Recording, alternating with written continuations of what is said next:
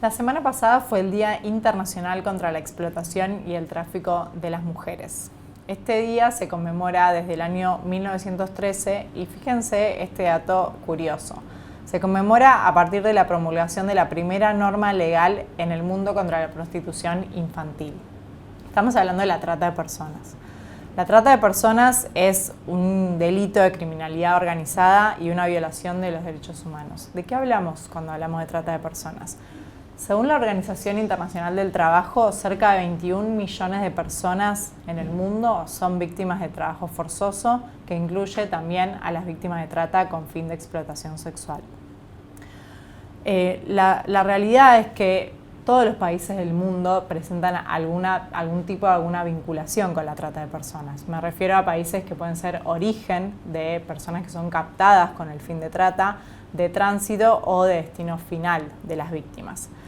Un dato que no es menor, y por eso el día que se conmemora es del tráfico de las mujeres, es que el 30% de las víctimas son niños y el 70% son mujeres y niñas. Este es un delito de esclavitud moderna. Cuando hablamos de la trata de personas, hablamos de personas que son privadas de su libertad por distintos mecanismos y medios en los que ahora profundizaremos y que son privadas de su libertad y son esclavizadas con distintos fines. En la Argentina existe obviamente una ley que se la entiende como el proceso que implica el ofrecimiento. La trata de personas se la entiende como el proceso que implica el ofrecimiento, la captación, el traslado, la recepción o la acogida de personas con fines de explotación, tanto dentro del territorio nacional como desde o hacia otros países. Y como les decía, la explotación supone el sometimiento que reduce y genera la cosificación del ser humano porque niega su voluntad y su libertad. Y es irrelevante la existencia o el consentimiento de parte de la víctima. Por eso estamos hablando de esclavitud. La trata de personas es la esclavitud y la reducción de una persona a una mera mercancía. Hablamos de servidumbre, hablamos de trabajo forzoso, hablamos de explotación sexual, de pornografía infantil, de matrimonio forzoso e incluso de ablación de órganos.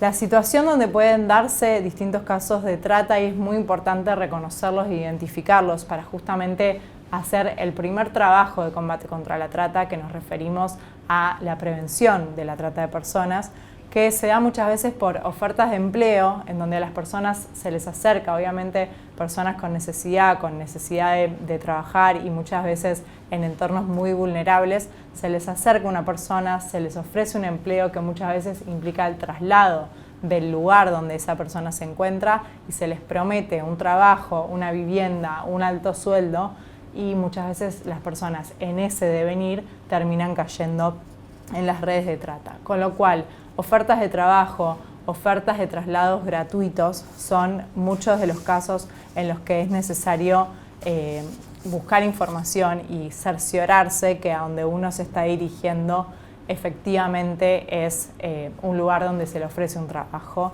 y cerciorarse del lugar a donde se está dirigiendo. Información a tener en cuenta a la hora de tener un conocido que es extraviado. En primer lugar les digo personas que pueden intentar captarlas. En segundo lugar les digo se extravía una persona que alguien conoce. ¿Qué es lo que hay que hacer? En primer lugar, lo más importante, hacer la denuncia a la comisaría, en la fiscalía o en el juzgado de manera inmediata.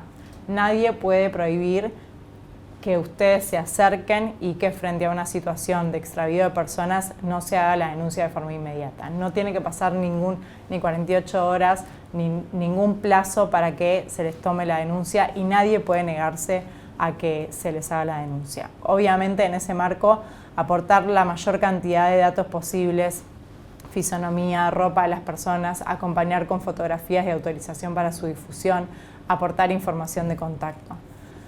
Y por último decirles que en el marco de la Ciudad de Buenos Aires se encuentra la Dirección de Asistencia a la Víctima del Gobierno de la Ciudad de Buenos Aires que brinda frente al rescate de personas acompañamiento psicológico para justamente empoderar a la víctima y volver a reconocerla como sujeto de derecho. Hablamos de una persona que sufrió un proceso de esclavitud, un proceso de privación de su libertad total, Por ende, el asesoramiento psicológico es un aspecto muy importante en lo que tiene que ver con el asesoramiento a las víctimas, el asesoramiento jurídico para que la persona preste declaración y justamente pueda prevenir que las redes de trata en las que esta persona cayó puedan volver a incurrir en que otra persona sea captada.